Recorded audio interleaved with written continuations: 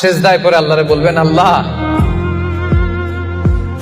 এই পৃথিবীতে আমি ছাড়া তোমার গোলামের অভাব নাই, কিন্তু তুমি ছাড়া আমার দ্বিতীয় কোনো রব নাই। চোখের পানি ছেড়ে আল্লাহরে ডেকে বলেন, আল্লাহ এই জমিনে আমি ছাড়া তোমার গোলামের কোনো অভাব নাই, কিন্তু তুমি ছাড়া দ্বিতীয় কোনো রব আমার নাই, তুমি ছাড়া দ্বিতীয় কোনো জায়গায় চাওয়ার সুযোগ আমার নাই। চোখের পানি ছেড়ে আল্লাহরে বলেন, আল্লাহ কোরআনে তুমি শিখিয়েছো ফরিয়াদীদেরকে কেউ যদি চায় ওই ফরিয়াদীদেরকে বারণ করা যায় না, তুমি কেমন করে এই অভাগা ফরিয়াদীকে আজকে ফিরিয়ে দিবা। চোখের পানি ছেড়ে আল্লাহর কাছে চা, সব তিনি দিয়ে দিতে পারেন। চিল্লায় বলেন ঠিক কিনা?